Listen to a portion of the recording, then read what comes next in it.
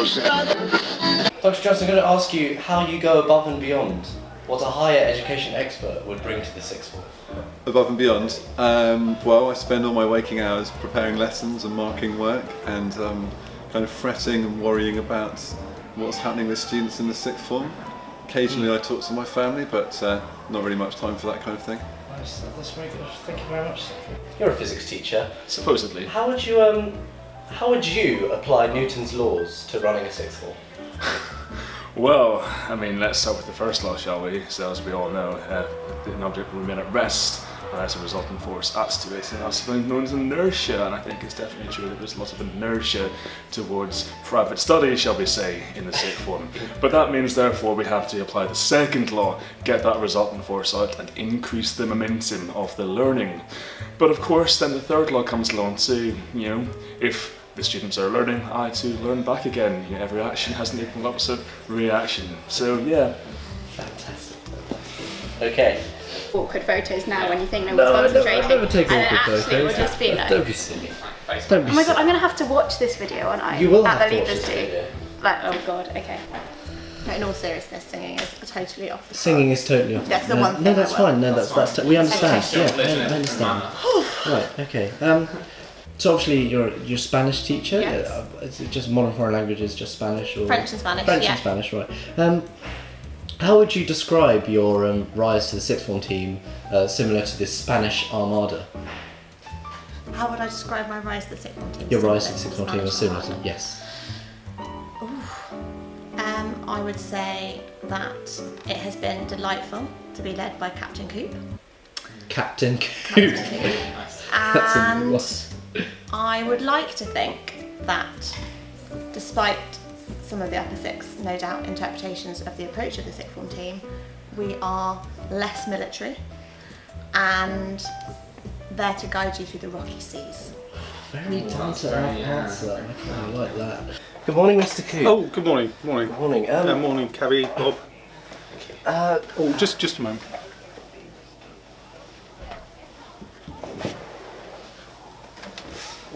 What's that?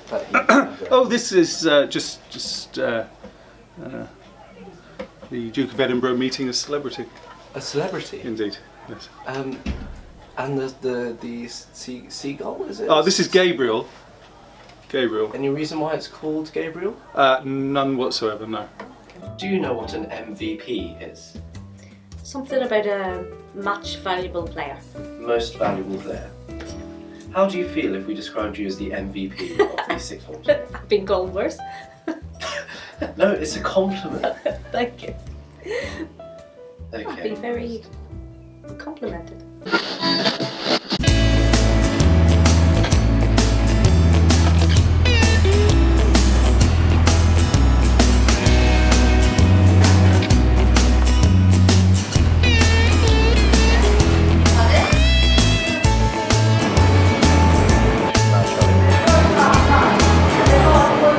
Got 17p, mate.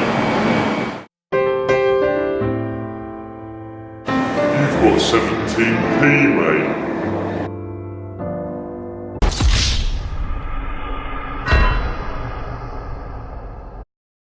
We're going to start the first round of questions, which is a true or false section. And there will be 10 quick-fire true or false questions about the school and the people in it. And you must answer true or false. Okay. We start the round in 3, 2, 1. Ms. Vasquez's middle name is Vasquez. False. It's true. The Burger Van usually serves pizza on Tuesdays. True. True. Wilson's moved to the current site in 1973. True. False. 1975. Tottenham are an awful football club. Absolutely true. Fantastic. Ms. Vasquez's middle name is Vasquez. False. True. The Burger Van usually serves pizza on Tuesdays. False. True. Wilson's moved to the current site in 1973. False. False indeed. In 1975, Tottenham are an awful football club. True. True. Very true. The CCF was established in 1910. True. Definitely true. Ms. Vasquez's middle name is Vasquez. True. True. The Burger Van usually serves pizza on Tuesdays. False. True. Wilson's moved to the current site in 1973. False. Ms. Vasquez's middle name is Vasquez. False. True. The Burger Van usually serves pizza on Tuesdays. True. True. Wilson's moved to the current site in 1973. True. No, 1975. Tottenham are an awful football club. False. The first round is a true or false round, where I'll give you 10 questions, and you must simply state whether it's true or false, okay? Understood. That's okay, you take your time. Okay, so, Ms. Vasquez's middle name is Vasquez. False. True. The Burger Van usually serves pizza on Tuesdays. False. True. Wilson's moved to the current site in 1973. False. False indeed. Tottenham are an awful football club. True. True. The CCF was established in 1910. There or thereabouts, but false. True. Brecon, Camberwell, Greencoat and Southwark have always been Wilson's houses. False. False indeed. Miss Vasquez's middle name is Vasquez. True. True. The Burger Van usually serves pizza on Tuesdays. It does. True. Wilson's moved to the current site in 1973. True. False. 1975. Tottenham are an awful football club. True. True. The CCF was established in 1910. True. True. Mr. Britton listens to grime. That must be true. Definitely true. The senior prefect room has an ant problem. Probably. True. Julian Ford is the current library prefect. Is he? I'm not sure I've ever seen him in the library. I know he's a big... That's true or false, sir? I was going to say big reader. He certainly talks a good game. True. True. The cost of a food pot in the school canteen is £1.60. True. False, it's £1.50. Brecon, Camberwell, Greencoat, Southwark have always been Wilson's houses. False. False. Mr. Britton listens to grime. True. Definitely true. The senior prefect room has an ant problem. True. True. Julian Ford is the current library prefect. Ooh, true. True. And the cost of a food pot is £1.60. False. More than that? It's £1.50. Oh, less than that. Not too bad. Started more, but got better. Right. Tottenham are an awful football club. True. True, definitely true. The CCF was established in 1910. True. True. Brecon, Camberwell, Greencoat and Southwark have always been Wilson's houses. False. Hayes was the... Mr. Britton listens to grime. False. True. Have you not been invited to Mr. Britton's grime nights? No, well, he keeps it close to his chest. The senior prefect room has an ant problem. True. Definitely true. Julian Ford is the current library prefect. Well, librarian, but true. True. And the cost of a food pot in the main canteen is £1.60. True. False. False. £1.50. Oh, well. Well, that's a pretty good attempt, sir. The CCF was established in 1910. True. True. Brecon, Camberwell, Greencoat and Southwark have always been Wilson's houses. Always. False. Definitely false. Mr. Britton listens to grime. True. Definitely true. The senior prefect room has an ant problem. True. True. Julian Ford is the current library prefect. True. The cost of a food pot is £1.60. False. Because it's cheaper. Mr. Britton listens to grime. True. True. The senior prefect room has an ant problem. True. True. Julian Ford is the current library prefect. False. He's not. Well, true. He's not the current one. Well, I suppose, actually. Oh, you talked about when we're filming it? Yes. Right, yeah. He was, but he no longer is. We'll give you that one. Alright, we'll give you that one. The cost of a food pot is £1.60. True. False. What? It's £1.50. Oh, excellent.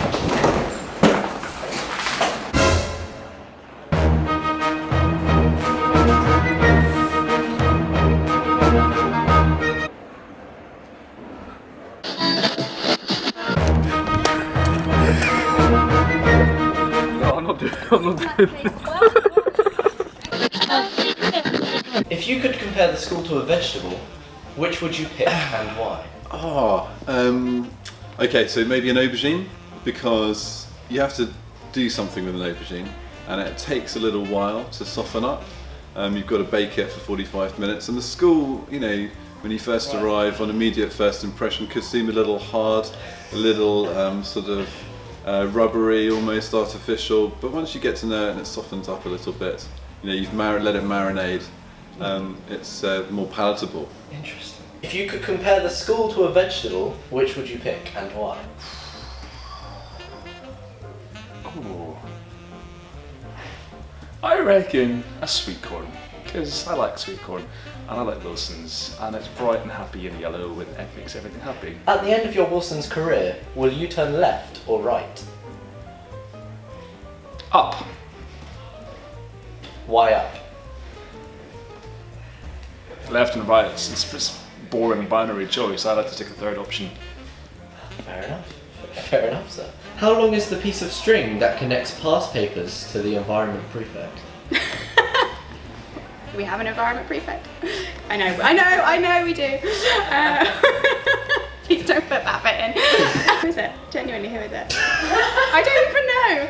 Who's the environment? It's Mohammed. There we go. If you could compare the school to a vegetable, which would you pick and why?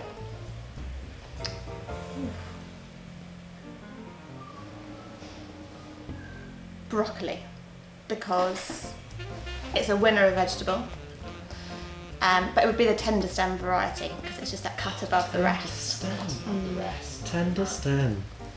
Right, our next question. How long is the piece of string that connects past papers to the environment prefect? How long is the piece of string? Infinitely long, because I've never seen long.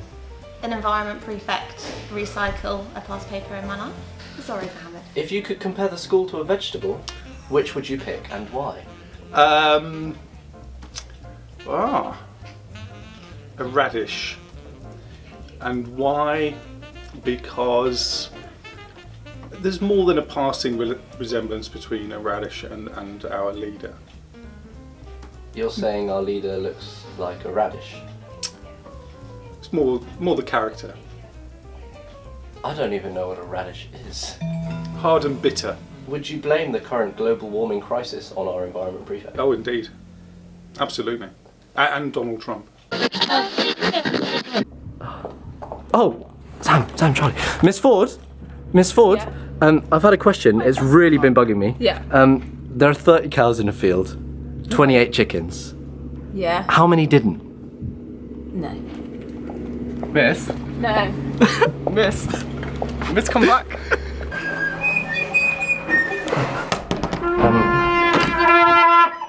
Sir,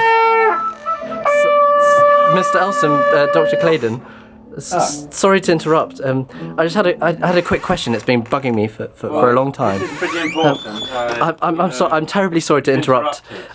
I'm sorry, but Mr. Elson was making beautiful music. I know, it was Brandenburg 5. Brandenburg 5, come on, hurry up. I'll be gone in just 5 seconds. Right, there are 30 cows in a field, 28 chickens. That's a lot of animals. 30 cows in a field, 28 chickens. How many didn't?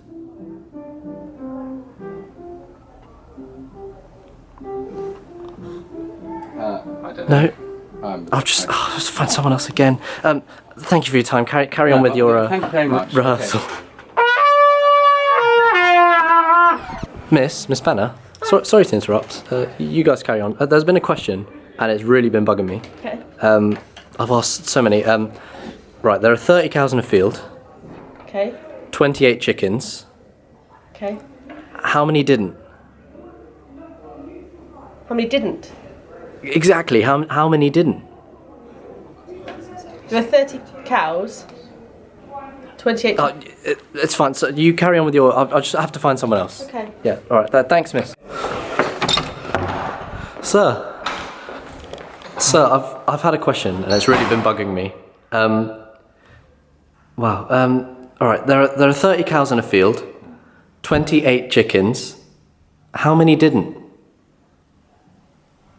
That's it.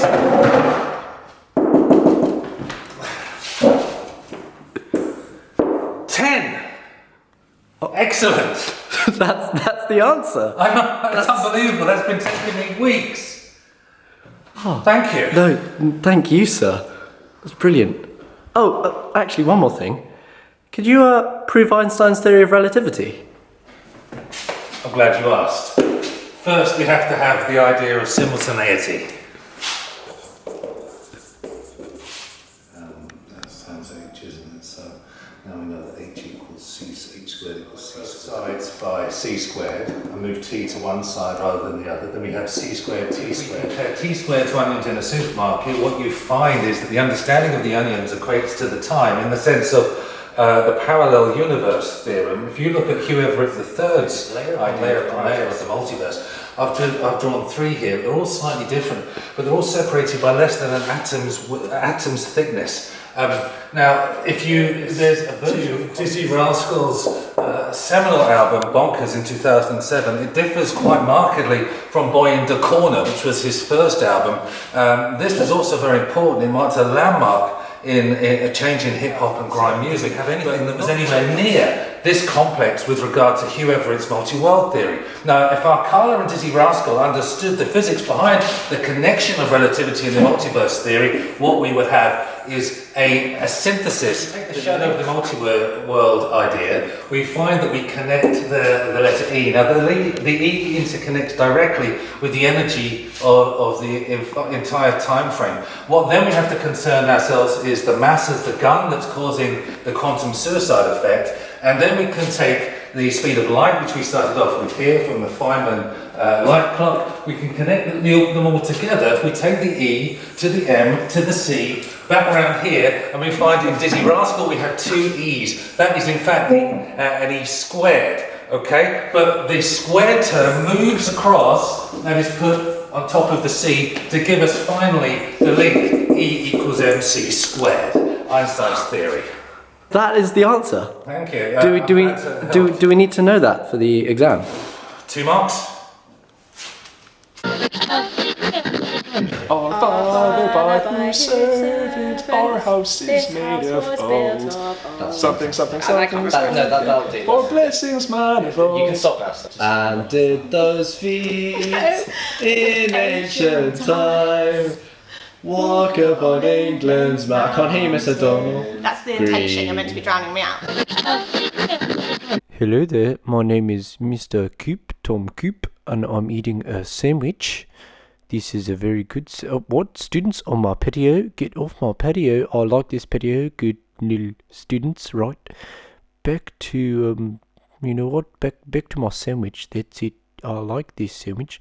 It's very nutritious, very good. I'm gonna take a bite now.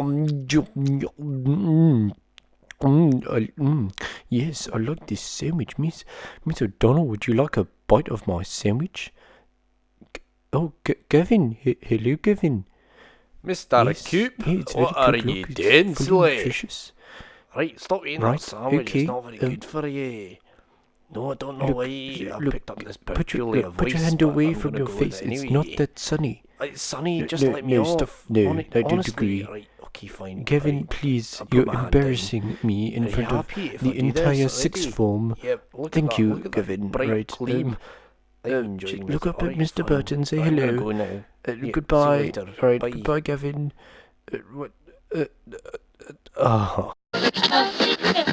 Now, sir, you've actually been selected just for a quick final challenge. Right. Okay, and this final challenge is called the 3-word challenge. Okay. I'm going to bring Dr. Moore back in here in a second. Okay. And your challenge is to describe to him the plot of any Shakespeare play. Okay. But you must include the following words. Yep. UCAS. Yep. Unaware. Yep. And You Can Get It If You Really Want, which was a hit tune by Desmond Dekker in the 80s. Yes. UCAS, Unaware, and You Can Get It If You Really Want, and the plot of a Shakespeare play. Yes. Okay. I'm going to bring Dr. Moore back in. What Shakespeare plays did you study at school? Macbeth. Awesome. It's a good play. Can I start? Yeah. Okay. Okay, so you've got to guess the name of the Shakespeare play that I'm describing. Oh God. So if you were applying to university through UCAS and you decided, I don't want to stay at home in Northern Ireland, but I also don't want to go to mainland England, but I do want to stay in the British Isles and not go to Wales, you'd probably go to which country? Scotland. And Macbeth. And well, hang on. At the start of this play, this character who you just named encounters some witches. He does, yeah. And they give him a prophecy. Yes. And they basically say to him, "You could be king. Yeah. You could get it if you really want it." Yeah. Remember that bit? Oh, I do, but didn't they tell him that he was going to be the Thane, two Thanes first of all? Yes. Yeah. What's the final phrase? And so he goes, but what he's unaware of at this point is that although he thinks he's in control of his destiny, really it's the witches, and possibly even his wife, Lady Macbeth. Yeah, that's it. Pretty proper. Your challenge is to describe a famous story from the Bible to Miss O'Donnell using the 3 words raucous, eclectic, and the Lake District. How the hell am I going to do that? Okay. Okay, welcome, Miss O'Donnell. Hi Now, there. Miss Atwell has been, well, I think we should just start by saying Miss Atwell's going to try and tell you a story from a famous religious text, and you're going to have to guess the story at the very end of when she's finished speaking. Oh, but she Okay. might not know the story. I'm not very good at the religious text. Well, that's okay. Well, I mean, Let's give it a whirl. yeah, this can only go Okay, well. well, the upper sixth will know this story, even if you don't. Right. So, there was once a man, a very famous man, who didn't really like Christians at all. He kind of led this raucous bunch of people who went around trying to kill Christians, persecute Christians, lock them up in prison. And they went on this journey through the beautiful scenery of the Lake District on their way to this place to go and kill some more Christians. And on this way, with this eclectic group of people he was travelling with, suddenly he heard a voice and he saw a light and he fell off his horse. And he fell off his horse and he heard the voice of God. In fact, it wasn't the voice of God, it was the voice of Jesus. And Jesus told him, stop being such a horrible person. Stop leading this raucous, eclectic group of people sitting in the Lake District. Go to the city that you're travelling to, become a Christian and tell everybody that Christianity is the way forward. And so this person, whose name I can't give you because it will give away the story, decided that he would become a Christian. He went, he was blind for a few days as a result of the very, very bright light that knocked him off his horse. Yeah. And then he went around and he became one of the most famous Christians ever known, wrote half of the New Testament of the Bible. So your question is, who is this man? What story is this? I have no idea. I don't think Maybe she I'm like a 2x2 in the ark kind of woman. All right, well- I'm going to go, is this Jesus? No, it was his voice. Okay, can I give her a clue? The story. Oh no, we don't have time for that. It's Paul Dalby on the road to Damascus. Oh, conversion of Saul, who became St. Paul, and Paul Dalby in year 13 No, I only- is the star yeah. of the story. Okay. I had to tell you the story using certain Fine. words which have nothing to do with Raucous the story. Lake District. Okay, and that I can well only done, do Miss Atwell, for your final Am I challenge. free? Yes, you are free. Look at your collection of balls. It's like an art installation. Nine balls. Welcome, Miss Kitchen. This is part of Mr. Coop's bonus challenge. Okay. And so what he's going to do is he's just simply going to describe a famous piece of art, and you're just going to have to guess what that piece of artwork is. Do you have a pen? Does he want to? Oh, You're he asking him does. to draw it. Yeah, that would help. Or just write down who the artist is. I think if we're struggling, I think we'll get to that. Okay, so Mr. Coop, your time starts now. Right. So a bit of a briefing, really, to get you on the way. So this is it's a painting. Yes. And it doesn't actually contain Nelson Mandela or pigeons. It's very famous, hangs in the Louvre in Paris, often have large crowds around it, strange times of the day, sometimes they're a little bit in the twilight zone. But it contains, it features a woman with a certain smile, and painted in the Renaissance. That clenches it for me. Miss Kitchen, what do you think the painting is? Well, this is a bit like off the wall. May not be. Would it be the Mona Lisa? It would. The Mona Lisa? Yes. I thought he was describing the picture of Mr. Claydon that hangs in the National Portrait Gallery.